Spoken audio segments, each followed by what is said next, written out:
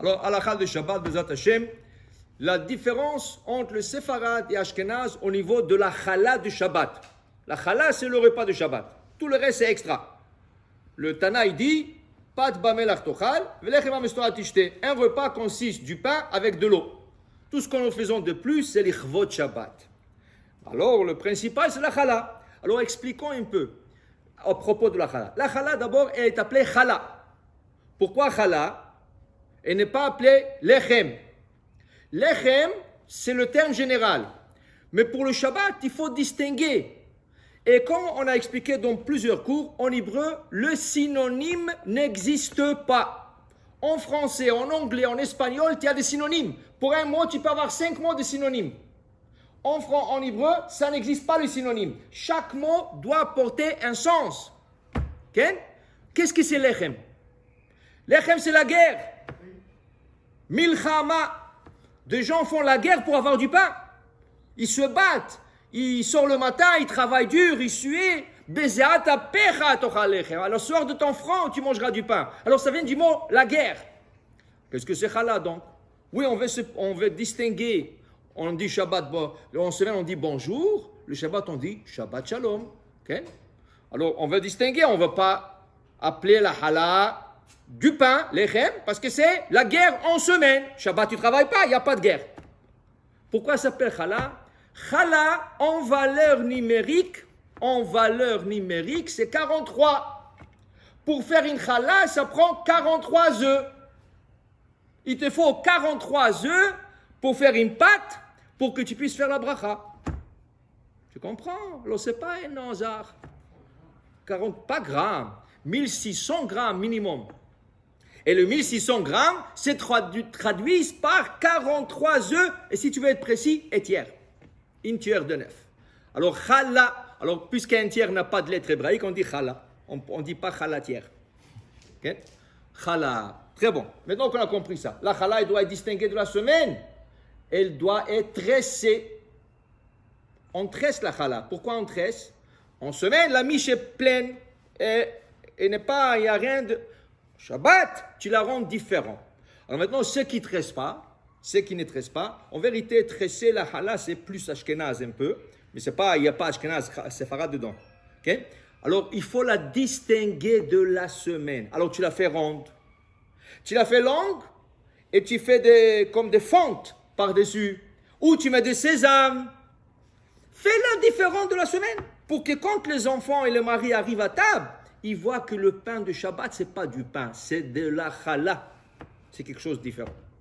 Alors on a dit, il faut 43 œufs, 1600, 1 kg 600 grammes pour faire le prélèvement. Maintenant, on arrive au principal, la grande différence. Une chala sucrée. Okay? Pour nous, le séfarade, on ne peut pas manger la chala sucrée comme repas. Les Ashkenaz peuvent. Alors, je vous explique la différence. Il y a ce qu'on appelle le pain mésonote. En quoi un pain, il est considéré mésonote? Par la quantité de jus ou de sucre que tu poses dedans. Et quand tu goûtes ce pain, il est sucré. Donc, dit Rashi, un pain sucré, on ne peut pas trop manger. Alors, on ne peut jamais fixer un repas là-dessus.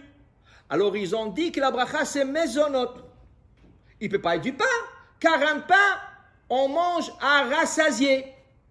Et la mésonote, on ne peut pas se rassasier avec, car c'est quelque chose qui est fait pour un dessert, et pas pour se remplir l'estomac pour se satisfaire. Okay? Maintenant, c'est vrai qu'aujourd'hui, il y a des types de mésonotes que tu peux te satisfaire avec. Par exemple, un bagel mésonote. Il est pétri avec du sucre, avec du jus. Vient le Rama, qui est l'opinion ashkénaze, il te dit, écoute, normalement ce bagel c'est mésonote. Mais comme toi tu veux fixer le repas là-dessus, tu fixes un repas, alors automatiquement tu changes le statut de cette mésonote et il devient hamotzi lechem min haaretz. Tu te laveras les mains et si tu manges kabetza à la taille de 9, avec bracha. Si tu manges moins que la taille de 9, moins que 56 grammes, tu te laves sans bracha. Et tu fais amoti. Et tu fais birkat Amazon. Ok? Maintenant, le Shulchan Aruch dit non. Non. Quelque chose qui est maisonnote, nous ne pouvons pas le rendre motzi s'il n'a pas la quantité d'un repas. La quantité d'un pain qui consiste en un repas. Combien de pain il faut pour consister en un repas? Machloket entre le Maïmonide et Rashi. Rashi dit 4 œufs. Maïmonide dit 3 œufs. 3 œufs. Alors, on va aller au minimum. 3 œufs. Combien? Quelle est la taille d'un œuf? La taille d'un œuf, c'est 54 grammes. 54 fois 3, c'est 162 grammes. 162 grammes, c'est le minimum pour fixer un repas.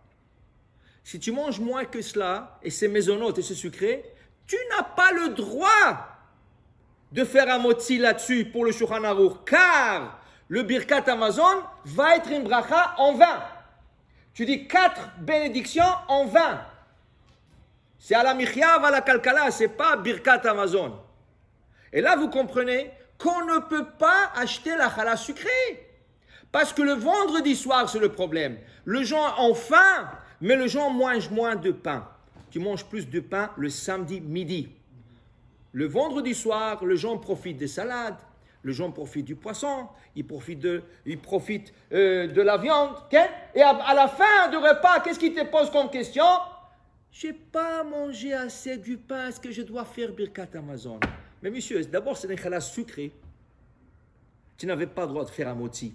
2, tu n'as pas mangé de... Alors comment tu vas faire Birkat Hamazon? Tu n'avais même pas le droit de faire un motzi. Donc, l'obligation est d'acheter du pain, de la farine, de l'eau, un peu de sel. Fini. Un peu de sucre, c'est pas grave, tant que c'est pas sucré. Tu comprends?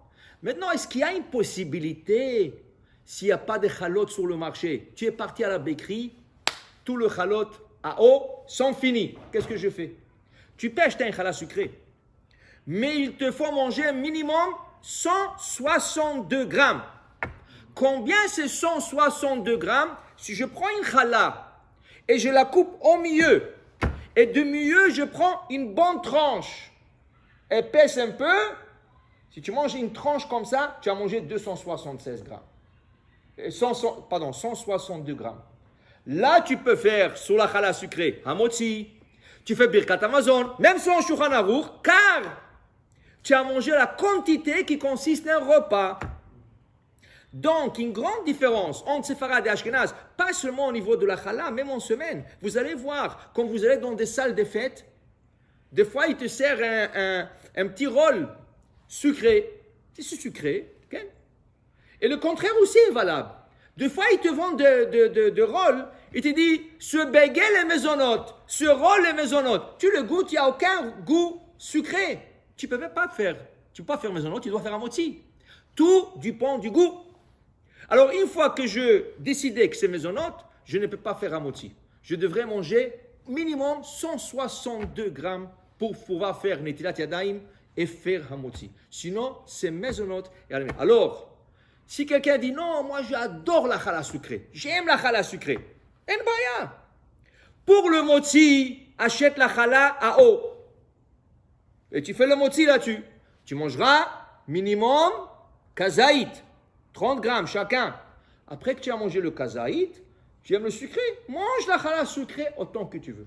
Mais pour le motzi, obligé d'avoir la challah à l'eau et pas la challah sucrée. Donc la challah qui sont ici à la bakerie, c'est maisonnote. C'est maisonnote. Alors il faut faire attention que chacun, ou tu fais ta challah. Tu fais ta propre challah et tu dis à ta femme, il ne faut pas mettre 2 kilos de sucre. Non, tu mets un peu de sucre pour donner un peu de goût. C'est pas obligé de... Tu n'as même pas besoin de mettre le sucre. Mais si ta recette, parce qu'on suit des recettes, hein, sans la recette on ne peut rien faire. Alors tu suis une recette, un baya. C'est écrit là-bas, une tasse ou une demi-tasse d'eau et de sucre. Peut-être c'est un Ashkenaz qui a écrit cette recette. On lève les 3/4 de cette quantité et met un peu de sucre, pas plus que ça. Alors, la challah, c'est essentiel, mais il faut aussi qu'elle soit cachère pour faire le motzi et Birkat Hamazon.